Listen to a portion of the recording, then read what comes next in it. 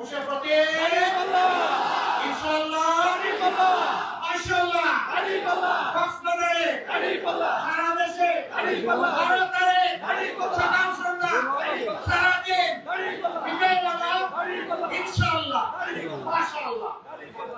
আজকে কক্সবাজারে দেখা যাচ্ছে সন্ত্রাসীদেরকে একটি দল সংগ্রহ করে কেন্দ্র দখল করার জন্য ষড়যন্ত্র করছে।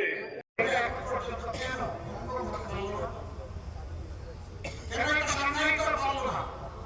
কেন এটা সিঙ্গাপুর হতে পারলো না? পারলো না অসৎ দুর্নীতিবাজ লোকেরা ব্যাংক ডাকাতদের কারণে। ওরা জনগণের নিয়ে চিন্তা করে না। দারুণ দরদদের নিজেই পড়ে আসলো বাংলাদেশে সব 14 গোষ্ঠী পাঠাই দিয়েছে। এরাই আমাদের দেশকে লুটে লুটে শেষ করে দিয়েছে।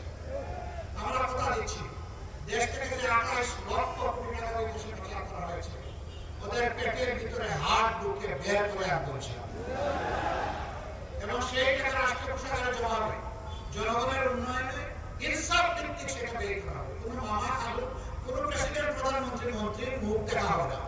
যার যেটা পাওনা তার কাছে সেটা পৌঁছে দেওয়া হবে। কক্সবাজার এটা অপার সম্ভাবনার একটা পর্যটন এরিয়া, কিন্তু না সেভাবে বিকশিত করা যায়নি। এখানে অনেক অনিরাপত্তা আছে, সোশ্যাল ক্রাইম আছে। কেন এটাকে ক্লিন জোন করা গেল না? ওই দুষ্টদের কারণেই করা যায়। মতলববাজ যারা জনগণের অনুমতি বিক্রি করে ফেরি করেছে খেয়েছে ওরাই আমাদের এটাকে আগাতে দেয়। সম্মানিত ভাইরা, সব জায়গায় শিখতেই হচ্ছে জাতির মেরুদণ্ড।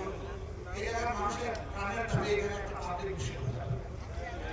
আমরা আপনাদেরকে আপনারা বোধহয় চান না, তো আওয়াজ একটু হালকা দেবেন। আপনারা চান? যদি চান দোয়া করেন। শুধু বিশ্ববিদ্যালয় মানে দোকান খোলা, সার্টিফিকেট তৈরির ফ্যাক্টরি না। আমরা সেই শিক্ষা ব্যবস্থা গড়ে তুলতে চাই যে শিক্ষা মানুষকে মানুষ বানাবে, আবার একই সাথে দেশ গড়ার কারিগর বানাবে। আমরা কোনো একাডেমিক জাস্ট থিওরিটিক্যাল এডুকেশনে বিশ্বাসী নই। আমরা মোরাল এবং প্রফেশনাল এডুকেশন আমাদের সন্তানদের হাতে তুলে দেবো ইনশাআল্লাহ। কোনো গরিবের সন্তান এই শিক্ষা থেকে বাদ পড়বে না, ওই শিশুর দায়িত্ব সরকারের।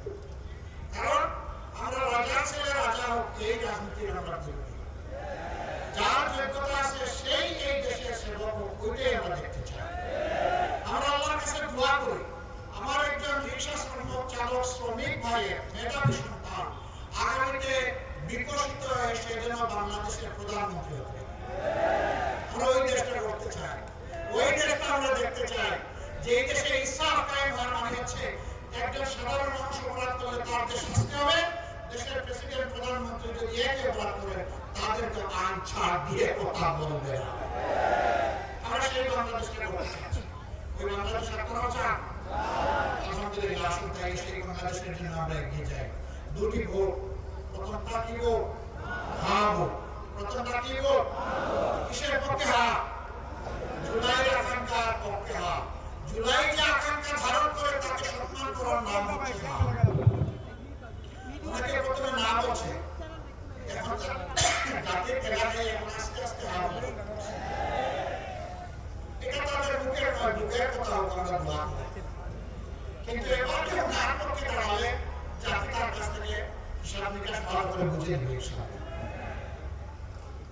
12 তারিখ প্রথম ভোট হবে ইনশাআল্লাহ। হা মানে আজাদি, না মানে গোলামি। আজাদি না গোলামি? আজাদি না গোলামি? ইনশাআল্লাহ আমরা সবাই হা ভোট দিব। সমস্ত জনগণকে উদ্বুদ্ধ করে সাথে নিয়ে জোয়ার সৃষ্টি হয়েছে, সেই জোয়ার ভোটের বাক্সে পৌঁছে দেব ইনশাআল্লাহ।